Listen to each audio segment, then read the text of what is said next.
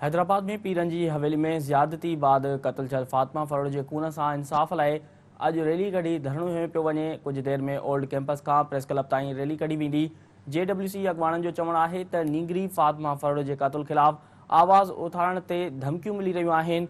मासूम नींगरी के खून से इंसाफ़ ताईं जिदोजहद जारी रहंदी। ब्रेकिंग न्यूज़ असां शेयर करे रहिया आहियूं। हैदराबाद में पीरंजी हवेली में ज़्यादती बाद क़त्ल थियल फातिमा फरोड के खून से इंसाफ़ लाइ अॼु रैली कढी धरणो में वियो आहे। कुछ देर में ओल्ड कैंपस का प्रेस क्लब ताईं रैली कढी धरणो में वेंदो। JWC अॻवाननि जो चवणु आहे त नींगरी फातिमा फरोड के क़त्ल ख़िलाफ़ आवाज़ उथारण ते धमकियूं मिली रहियूं आहिनि। मासूम नींगरी के खून से इंसाफ़ ताईं जिदोजहद जारी रहंदी।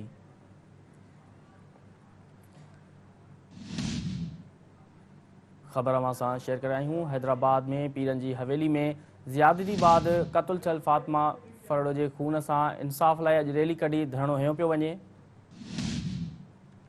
कुछ देर में ओल्ड कैंपस का प्रेस क्लब ताईं रैली कढी वेंदी।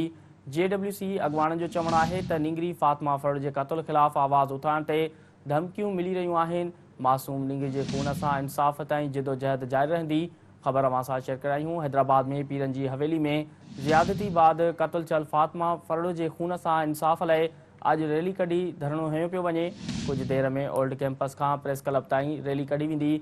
JWC अॻवाननि जो चवणु आहे त नींगरी फातिमा फरोड के क़त्ल ख़िलाफ़ आवाज़ उथारण ते धमकियूं मिली रहियूं आहिनि।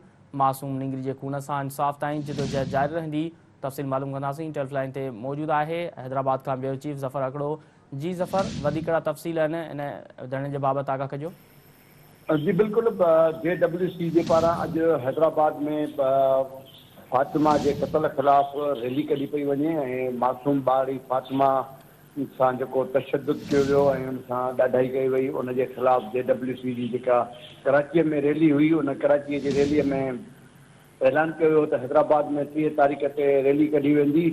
हैदराबाद के ओल्ड कैंपस खां प्रेस क्लब ताईं रैली में जेको आहे सो मुख़्तलिफ़ माण्हुनि खे शिरकत लाइ दावतूं ॾिनी वयूं हुयूं ऐं हिन वक़्तु जेके मुख़्तलिफ़ सियासी समाजी तंज़ीमुनि सिविल सोसाइटी सां तालुक़ रखंदड़ अदीब दानिश्वर ऐं ॿियनि मुख़्तलिफ़ मकतब फ़िक्र सां तालुक़ रखंदड़ माण्हू आहिनि, उन्हनि जो जेको अचण जो सिलसिलो शुरू थी चुको आहे। जॾहिं त JWC जा मुख़्तलिफ़ शहरनि मां वफ़द रवाना थी चुका आहिनि, काफ़िला रवाना थी चुका आहिनि। मटियारी, जाम शोरो, टंडो मोहम्मद खान, टंडो अलहयार, मीरपुर ख़ास, ठट्टो ऐं ॿियनि शहरनि मां जेके मुख़्तलिफ़ अॻवान आहिनि JWC जा, उन्हनि जी अॻुवानी में काफ़िला रवाना थी चुका आहिनि ऐं बिल्कुलु ओल्ड कैंपस खां प्रेस क्लब ताईं तक़रीबन 11:30 बजे खां 12 बजे जे विच में रैली कढी वेंदी ऐं उन में जेको आहे सो वुमेन एक्शन फोरम आहे, उन्हनि हिमायत कई आहे रैलीअ जी ऐं उन्हनि जे तरफ़ां टेबलोज़ पेश कया वेंदा। ॿियो सिटीज़न हैदराबाद सिटीज़न क्लब जी तरफ़ां पिण